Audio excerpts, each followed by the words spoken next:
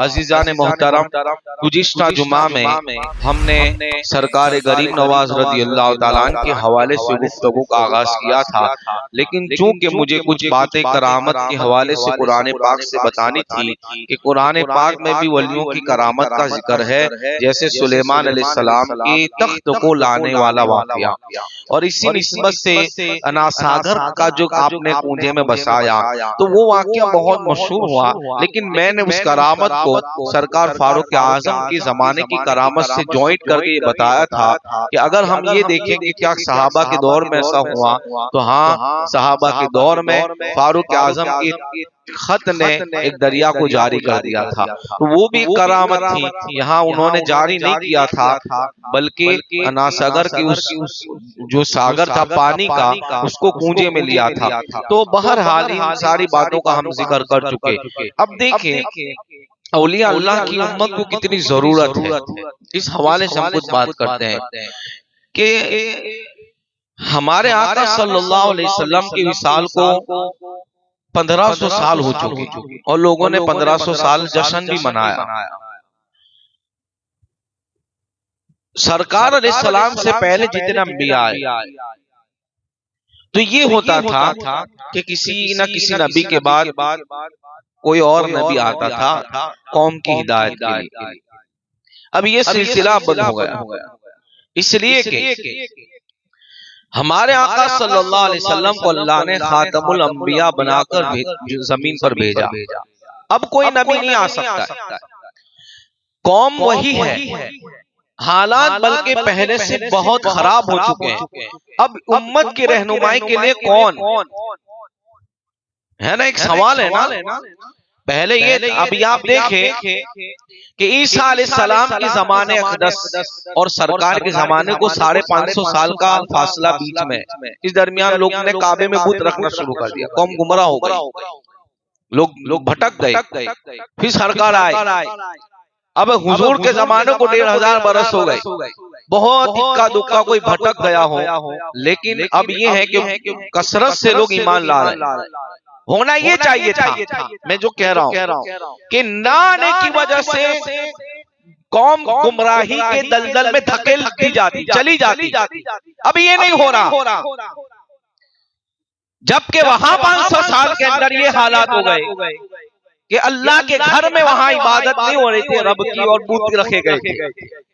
अब 1500 साल हो चुके हैं, फिर भी कोई मामला नहीं है। एक सवाल है कि आखिर वजह क्या है, इसलिए कि ये बात याद रखे कि हमारे नबी आखिरी नबी के बाद अब कोई नबी नहीं आ सकता। यह अकीदा रखना कुफ्र है, कोई नहीं आ सकता। तो अब इस उम्मत की रहनुमाई कौन करेगा?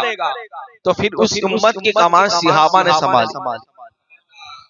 सरकार अबू बकर सिद्दीक रज़ी अल्लाह ताला उम्मत के पहले खलीफा बने, मुसल्ला इमामत मस्जिद नबी का संभाला।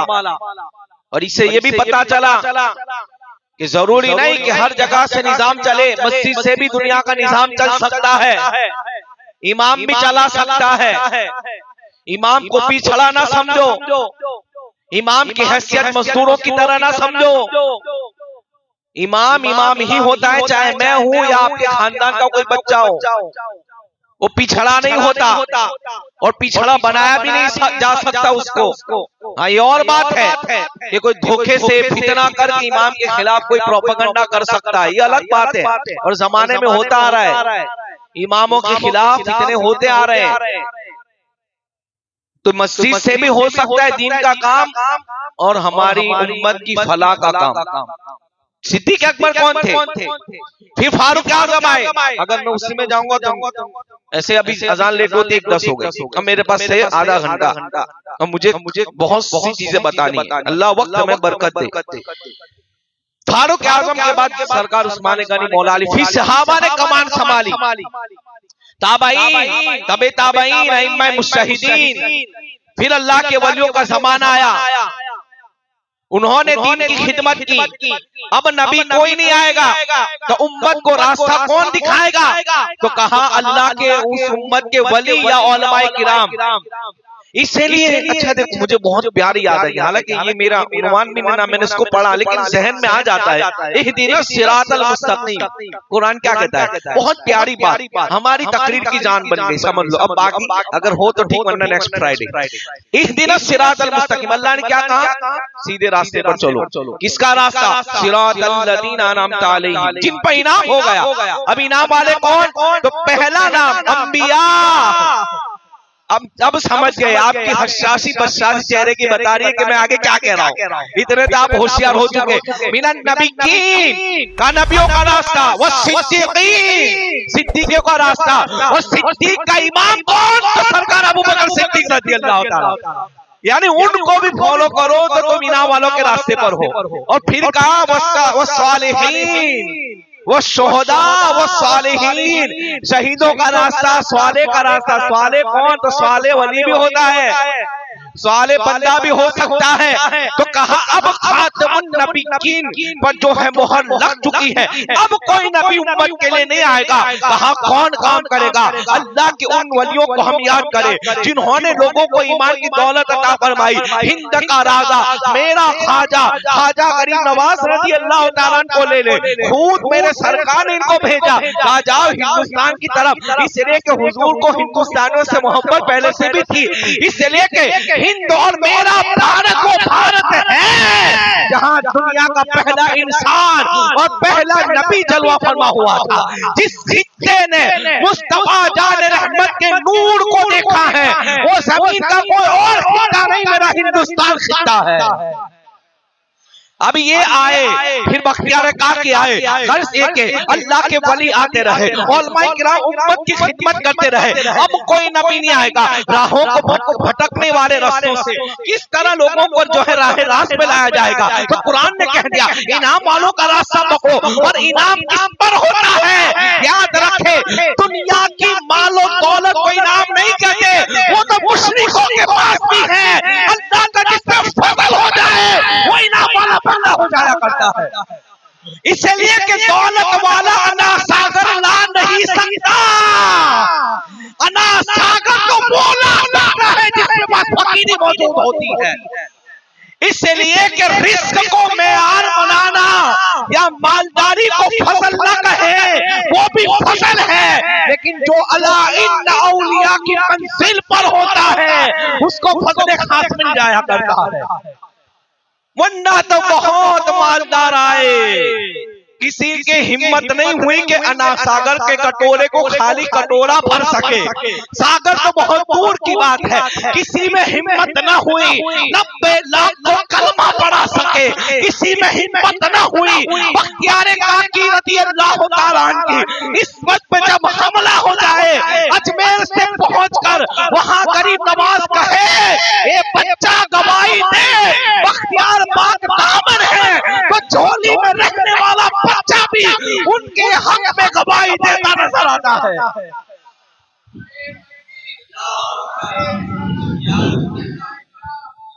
तो इन औलिया ने दीन की खिदमत फरमाई। एक बात आपको बताऊं, औलिया अल्लाह ने खाली करामत नहीं दिखाई, खिदमत। और इनका सबसे बड़ा मिशन क्या था? मुस्तफा जाने रहमत की दीन की खिदमत करना। और उन्होंने की कश्मीर में अंग्रेजों का दौर है, बरतानिया की और यूरोप की हुकूमत हिंदुस्तान में हो चुकी थी, कश्मीर में। और ये बात याद रखें कि इससे पहले बगदाद मोहल्ला में सरकार गौसे पाक तशरीफ लाए तो ये था कि ईसाई मुसलमानों के भेष बदलकर मस्जिदों में तकरीर करते थे। यानी हालात जब कंट्रोल और आउट ऑफ कंट्रोल होते हैं तो फिर अल्लाह जिम्मेदारी किसी बड़े को अता फरमाता है, फिर वो काम करता है। कश्मीर में ये हुआ। थोड़े थोड़े आगे आ जाए, पीछे भीड़ हो गई है, दुरूद शरीफ पढ़ो, आगे एडजस्ट हो जाएंगे, आगे आ जाएंगे। अल्लाहुम्मा सल्ली अला, पीछे वाले भी थोड़े थोड़े आगे आ जाए, दुरूद शरीफ पढ़ो, अल्लाहुम्मा सल्ली अला। कश्मीर में ईसाइयों ने ये किया कि उनका ये मकसद था कि उनके सीनों से मोहब्बत रसूल निकाल दो, और ये मिशन पहले से ही यहूद और ईसाइयों का था।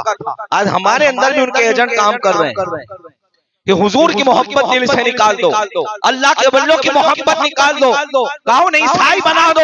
और ये काम हो रहा था, लोग बदल भी रहे थे, हालात बहुत पेचीदा हो चुके थे, लोगों की ईमान की हिफाजत का सवाल था। अब देखो कोई पैगंबर आने वाला नहीं, इसलिए कि खातमुन नबिय्यीन रब ने शान मुस्तफा को अता फरमा दी। लेकिन कमाल ये है ना, अल्लाह के रसूल ने फिर उम्मत की जिम्मेदारी अल्लाह के वली और उलमा को अता फरमाई। ये जिम्मेदारी को हर आलिम को महसूस भी करना चाहिए कि हमें कौम की खिदमत करनी है। कौम का काम है जो कहे कहे सुने, अपने अपने मिशन पे हमेशा कायम रहना होना है इंशाअल्लाह। अब अर्ज ये कर रहा था कि कश्मीर के हालात ये चुके, उलमा की जमात तबलीग इस्लाम के लिए वहां तशरीफ लाई, दीन की खिदमत के लिए तशरीफ लाई। अब ये था उलमाए अहले सुन्नत वहां काम कर रहे थे। मैं इसलिए अहले सुन्नत बोल रहा हूँ, इस वाक्य से आपको पता चलेगा कि हमारा रिश्ता उन लोगों के साथ इसलिए था कि वो हमारे तरह अकीदा रखते थे। अल्लाह अकबर। अर्ज ये कर रहा था, अब ये खिदमत कर रहे थे, ईसाइयों को हजम नहीं हुआ था। पादरियों की जमात ईसाइयों के पास आती है, ईसाई हुक्मरान परेशान थे, आखिर उन्हें भगाए तो कैसे भगाए, आखिर उन्हें सजा दे तो कैसे सजा दे।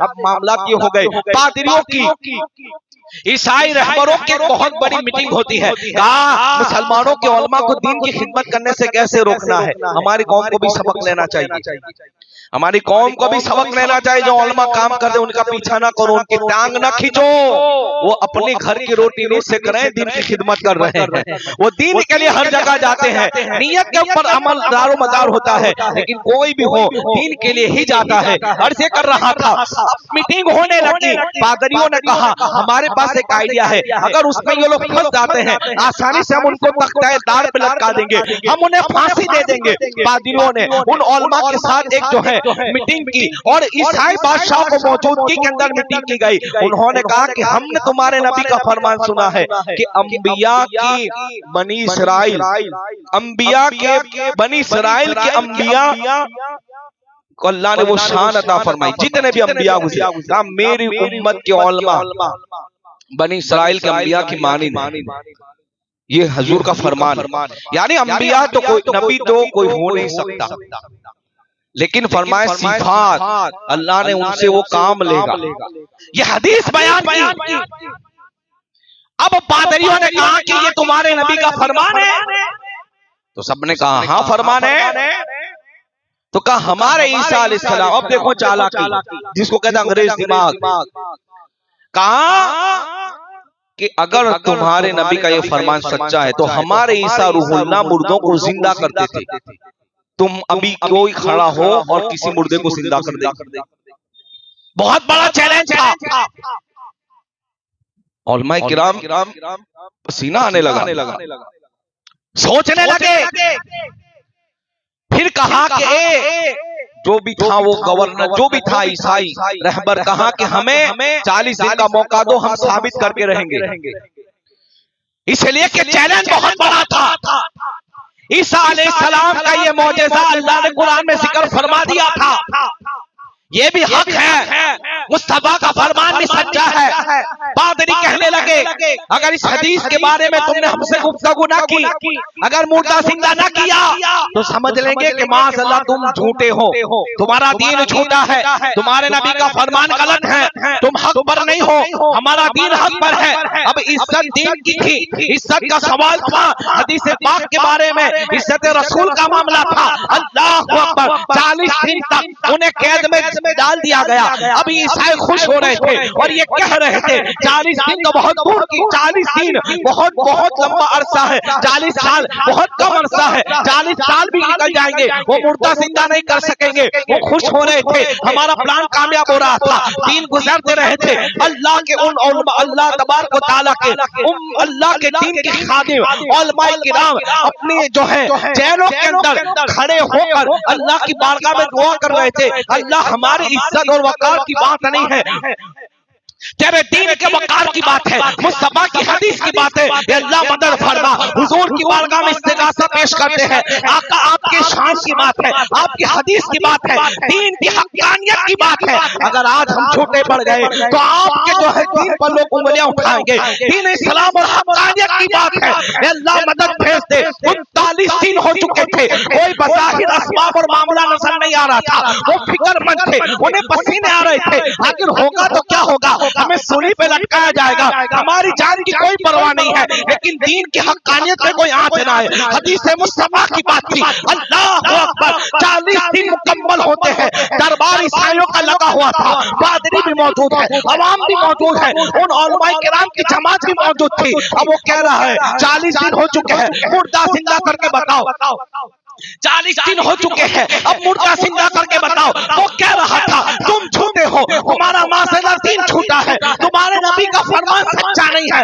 उलमाए किराम दिल के अंदर कह रहे थे आका हमारी मदद करे, मुस्तफा हमारी मदद करे, या रसूल अल्लाह उनसुर हालना, या हबीब अल्लाह इस्मा कालना। कह रहे थे मुस्तफा जान रहमत अली हमदानी, अल्लाहु अकबर, अली हमदानी रज़ी अल्लाह तआला के ख्वाब में तशरीफ लाए और कहते बेटा उठो, कश्मीर के अंदर जाओ और वहां दिखा दो कि तो अल्लाह ने तुम्हारी शान क्या बयान फरमाई है।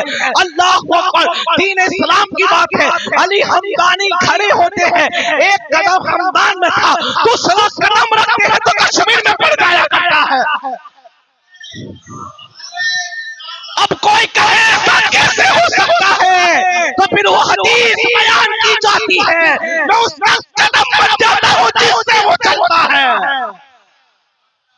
यहाँ कुदरत की भी शान है और अल्लाह ने वली की भी शान बयान फरमाई है। अली हमदानी का कदम हमदान में था, दूसरा कदम कश्मीर में पड़ता है। बादशाह के महल में जब पहुंचे तो चेहरे की रंगत बता रही थी और आपका नसब ये था कि आप सैयद भी थे। अब अली का बेटा आ गया है, हुसैन खून आ गया है। अल्लाह अकबर, अली हमदानी को देखकर लोग हैरान हो गए। और याद रखो अल्लाह ने उनके चेहरे पे वो रौब रखा होता है कि अखंड भारत का बादशाह एक तरफ और गरीब नवाज की जमात एक तरफ, लेकिन घबराया कोई नहीं था। वजह ये है, हम कहते हैं आखिर हिम्मत कहां से आई, तो कुरान कहता है अला इन्ना औलिया, अल्लाह के वलियों को ना कोई खौफ है ना कोई गम है, वो गम और बेगम है, बेखौफ है। कहते हैं आप पहुंच गए, कहा क्या बात है, क्या बात है, 40 दिन पूरे हो चुके, मुर्दा जिंदा करो। अली हमदानी कहते तू एक मुर्दे की बात करता है, अगर तेरे कब्रिस्तान के सारे मुर्दे में जिंदा करने की ताकत रखता हो। और फिर क्या हुआ, आप कहते सुन, तेरा चैलेंज था कि एक जिंदा करे, ना कर सके तो तुम्हारा दीन गलत है। अब मैं कहता हूँ मेरी शर्त ये है, अगर मैं पूरा कब्रिस्तान उठा दूं तो फिर कहना कि तुम्हें कलमा पढ़ के मुसलमान होना पड़ेगा। अब बहुत बड़ा चैलेंज हो चुका था। देखो वलियों की शान, मैंने पहले कहा था उनका मिशन ये होता है ला इलाहा पढ़वाना, रिसालत का ऐलान करवाना, इश्क़ मुस्तफा रखना। अब कहते हैं चलो कब्रिस्तान में, अब पूरा कश्मीर जमा था, इस्लाम की हक्कानियत की बात थी, फरमाने मुस्तफा की हक्कानियत की बात थी। और आप ऐलान करते हैं एक कब्रिस्तान वाले मुर्दों अल्लाह के हुक्म से खड़े हो जाओ। सबने देखा कि आपकी आवाज में बूढ़े मुर्दे जिंदा होते नजर आते हैं। और इस तरह आपने कश्मीर के अंदर दीन का झंडा गाड़ दिया था। ये है और औलिया की जरूरत। अरे मज़ारों को आज बुरा भला कहने वाले तुम्हारे बाप दादाओं को भी मुसलमान इन्होंने कराए। कोई कह सकता है कि तुम्हारी पुश्तों ने दीन दिया था? गरीब नवाज के एहसान को ना बोलो। गरीब नवाज ने तो मुसलमान किया, मखतूम पामे ने मुसलमान किया। हमारे शहर में भी वली है, क्या पता सदियों पहले हमारे बाप दादाओं को भी ईमान दिया हो। कोई नहीं भूल सकता। दो पेड़ी के बाद तो न सब हमारे से मिलता है। क्या बात है, कहो सुभान अल्लाह। बाप हो सकता है दूसरा, दादा भी हो सकता है, लेकिन दादा का बाप पूछो सुन्नी था। सुभान अल्लाह। 80 साल की बूढ़ी भले कुछ भी हो, घर में कोई भी मामला हो, पूछो कौन थी, तो सुन्नी थी। अरे एक पेड़ी हो सकती है, लेकिन बाद में नसब सुन्नत से मिलता नजर आता है। कोई इसका इनकार नहीं कर सकता, उनको भी नहीं करना पड़ेगा, इसलिए कि सच्चाई यही है। झूठ बोल के कितना छुपाए, झूठ हमेशा छुप सकता, सच सर चढ़ के बोलता है। सच सर चढ़ के बोलता है। इस तरफ और देखिए अब आइए गरीब नवाज की तरफ। अब देखो कहा कि अब अंबिया अलैहिस्सलाम की तशरीफ आवरी, कौन आएगा कि अल्लाह के वली। अब हुजूर ने इनको कहा, सरकार गरीब नवाज को, इसलिए कि बैतुल्लाह में गए, वहां से मदीना शरीफ गए, सरकार ने आपको नक्शा बताया और खुसूसी तौर पे हिंदुस्तान के लिए, हमारी खैर ख्वाही के लिए सरकार ने भेजा। ये बहुत बड़ी बात है हिंदुस्तानियों के लिए। अब कहा कि हम तुम्हें, सरकार गरीब नवाज से हुजूर ने फरमाया, हम तुम्हें हिंद की सल्तनत अता फरमाते हैं। यानी ये सल्तनत की बात हम नहीं करते, सरकार ने खुद कहा। हिंद का बादशाह समझाने के लिए राजा बनाकर भेज दिया गया। शहाबुद्दीन गौरी जो थे, उनकी जंग की पृथ्वीराज से पहले हो चुकी थी, आपकी आमद से कबल। जब ये शिकस्त खाकर लौट रहे थे, तवज्जो, दीन में कितनी ताकत होती है देखो। दीन में हमारे यहाँ चंद ही गुज़िश्ता जुम्मा को प्रोग्राम हुआ दौलत शहीद में, शादी के मौके पर, और हजरत का खिताब था जाकिर रजा साहब का। शानदार प्रोग्राम भी हुआ और शानदार खिताब भी हुआ। उन्होंने एक बात कही थी कि उम्मत शरीफ के लिए अल्लाह ने आसमान से पानी का डोल उतारा। ये क्या होता है? ये दीन की ताकत है। और उनकी इस करामत को देखकर सब मुसलमान भी हो गए। और तू करामत बयानत ना करो, ऐसा कहता है। अरे वो करामत ही तो देखकर मुसलमान हुए जिन्होंने हमेशा उनको तकलीफ दी। तो ये जो होता है ना अल्लाह के वलियों की शान, वो मौके पे करामत भी दिखाते हैं और मौके पर सुन्नत और शरीयत की बात करते हैं। अब देखो वो जब शिकस्त खाकर यानी हार कर जाने लगा, तो उनकी मुलाकात गरीब नवाज से हुई। ऐसा भी बयान किया जाता है। तो कहा भाई कहाँ जा रहे हो? कहा हम अजमेर शरीफ। आला हज़रत फरमाते अजमेर को अजमेर न कहो, मेरे इमाम कहता अजमेर शरीफ कहो। ये हमारे इमाम ने हमें तरीका और अदब बताया ख्वाजा की बारगाह रज़ियल्लाहु ताला। तो कहा कि जा रहे कहाँ माना जाओ, वहां का बादशाह का मामला, ये हम शिकस्त खा कर आ रहे हैं। तो गरीब नवाज रज़ियल्लाहु ताला ने एक जुमला कहा था कि ए शहाबुद्दीन, तू गया था हथियारों के भरोसे, मैं कुरान और सुन्नत लेकर जा रहा हूं, मैं फतेह कर आऊंगा। इसमें भी बहुत ताकत होती है, सुन्नत पे अमल में भी बहुत ताकत होती है। दुनिया उसको नहीं खत्म कर सकती। हम दाढ़ी रखे, ये सुन्नत है, मर्दों की निशानी है। औरतों की दाढ़ी मर्दों की दाढ़ी होती है।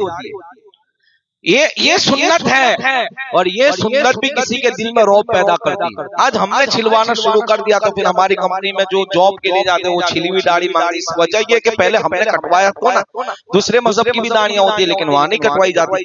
रीजन ये है कि हमने शुरुआत की दाढ़ी कटवाने की, और फिर आज हम कहें कि भाई हमारा ये प्रॉब्लम है, तो हमारी ही वजह से हो रहा है। तो उसमें भी बहुत ताकत होती है। आपने कहा कुरान और सुन्नत लेकर जा रहा हूँ, फिर पहुंचे, सिलसिला बहुत सालों तक चला, आपको परेशान, आपको मतलब ये है कि यहाँ से निकालने के लिए बहुत कोशिशें की गई।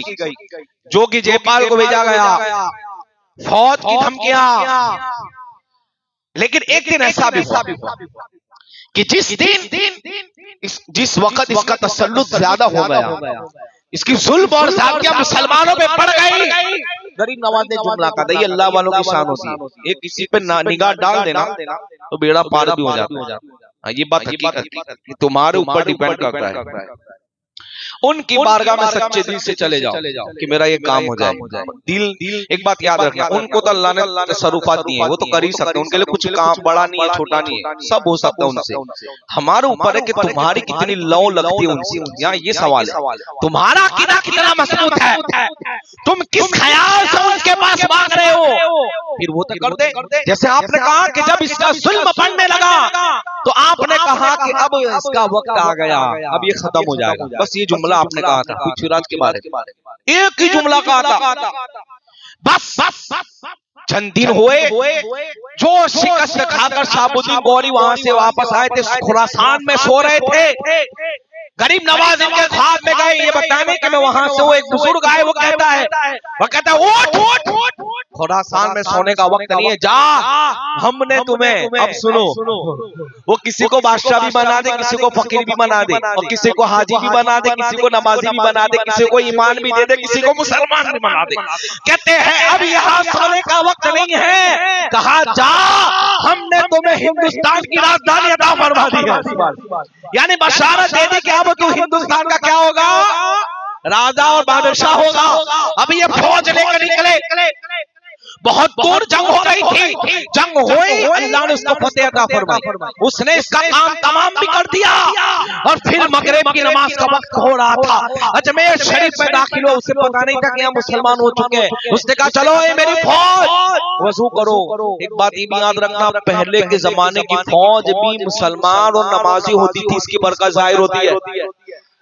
सरकार मखदूम अशरफ जहांगीर सिमनानी रज़ी अल्लाह तआला की फौज के जो आदमी थे ना, वो तहज्जुद भी पढ़ते थे। अब सोच लो, इतने नेक होते थे तभी तो ताकत होती थी, अभी तो रूहानियत जरूरी है। जिस्म कमजोर पड़ सकता है, रूहानियत बेअमली से हो सकती है कमजोर, लेकिन अगर मजबूत होती चली जाए। एक बात बताओ, एक सिंपली बात, आदमी 70 साल का हो गया, क्या होगा, कमजोरी आएगी, लेकिन रूहानी कमजोर नहीं होती। जितना बढ़ती है उम्र, जितना वजीफा पढ़ता है, इबादत करता है, उतनी मजबूत होती चली जाती है। उम्र ढले, जिस्म कमजोर होता है, रूह कमजोर नहीं होती है, रूहानियत भी जरूरी है। तो कहता है चलो मगरिब पढ़ते हैं। अब अजमेर शरीफ पहुंचा तो उसने आवाज सुनी अजान की, तो हैरान हो गया कि यहाँ भी अजान देने वाला है। अब मेरे गरीब नवाज का मुअज्जिन अजान दे रहा था। मुअज्जिन और अजान की भी फजीलत है, गुलाम मुअज्जिन नहीं होता, ये बात हमेशा याद रखो। मुअज्जिन गुलाम होता, गुलाम तो सरकार ने पहले ही खत्म कर दिया, हम तो नौकर रखते हैं दुकानों पे भी।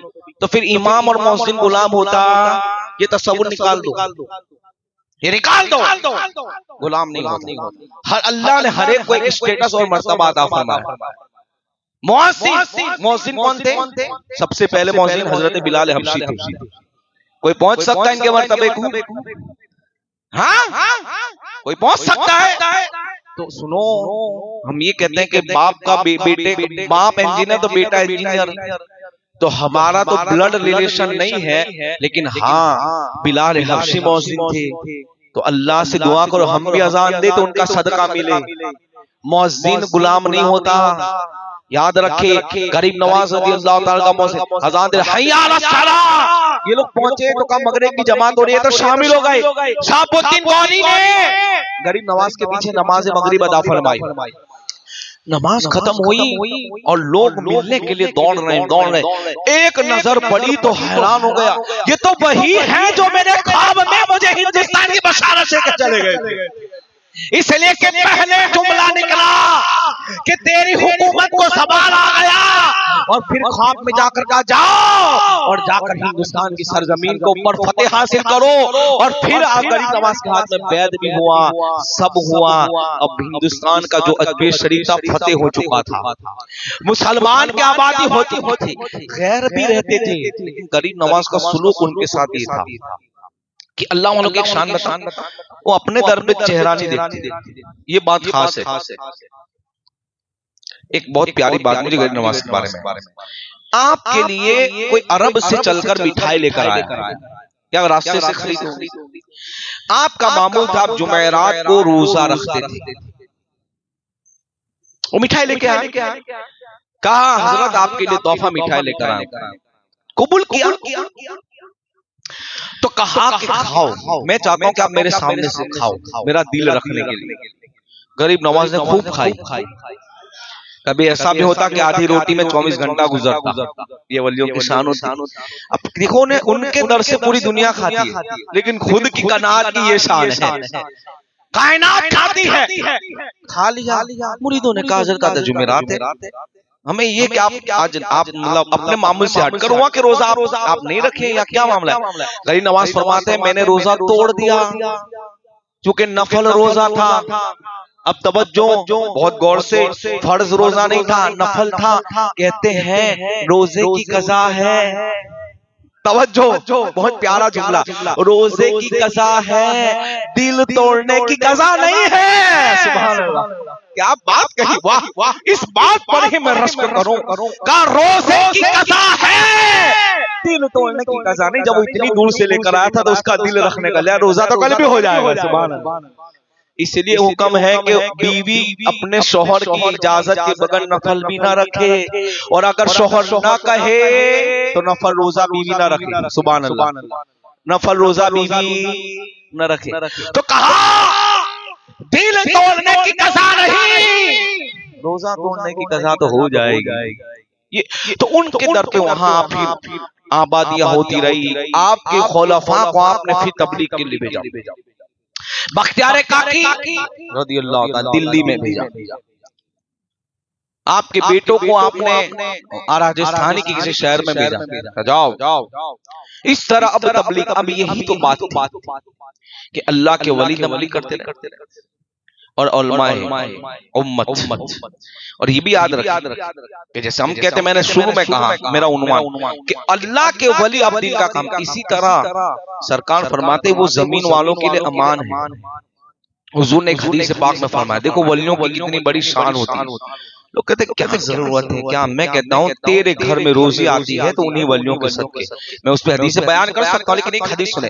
सरकार फरमाते 40 वली ऐसे होते हैं, कहो जोर से जुबान, 40 वली ऐसे होते हैं जिनका दिल इब्राहिम अलैहिस्सलाम के दिल पर होता है। उन्हें अब्दाल कहा जाता है। अल्लाह उन्हीं की वजह से जमीन वालों की मुसीबतों को दूर करता है। अल्लाह तुम्हें रोजी भी अता फरमाता है, अल्लाह तुम्हारी मुसीबतों को उनके सदके में दूर फरमाता है। ये जो वली होते हैं ना जमीन, चाहे वो हयात में हो, बाद विसाल हो, इसलिए कि मैंने गुज़िश्ता जुमा में कहा था इन्ना रहमतुल्लाहि करीबुम मिनल मुहसिनीन, अल्लाह की रहमत मोहसिनों के करीब होती है। और मोहसिनीन कौन है? मोहसिनीन कौन है? अल्लाह वाले मोहसिनीन। तो रहमत चाहते हो तो उनसे करीब हो जाओ। और फिर कुरान की जो मैंने आयत पढ़ी, या अय्युहल्लज़ीना आमनुत्तकुल्लाह व कुनु मअस सादिकीन, ईमान वालों तकवा इख्तियार करो और सच्चों के साथ हो जाओ, सच्चे वली है। तो ये जो निस्बत रखने का हुक्म दिया, जो सरामे मुस्तफा है वो क्या है? हम वलियों से अपनी रूह को, अपने जिस्म को जोड़ ले, उनकी बारगाह का अदब करे, उनसे फैज़ हासिल करे। वलियों के मज़ारात जमीन के ऊपर वो नूरानियत रखते हैं। भले हम कहते हैं यहाँ कोई जाने वाला नहीं, याद रखो एक जुमला कह दूं, अगर कोई आदमी की मग़फ़िरत न हो तो उसकी गुम्मत भी बन जाए कोई मतलब नहीं, और वली हो और कहीं भी कब्र बनी हो उसकी जन्नत बन जाया करती है। ऊपर नहीं नीचे का मामला में होता है। तो ये अल्लाह वालों की शान होती है। अल्लाह के वलियों ने दीन की खिदमत की, लोगों को मुसलमान बनाई। हमें ज़हन में हमेशा रखना, हमारे हमारे दिलों में हुजूर की रिसालत का, इश्क़ रसूल जो पैदा किया अल्लाह के वलियों ने। आला हज़रत कौन थे जिन्होंने इश्क़ रसूल पैदा किया कि नहीं? हाँ, वो कौन थे? मुजद्दिद भी थे, अल्लाह के वली भी थे। अल्लाह हम सबको फैज़ अता फरमाए। एक ऐलान समाअत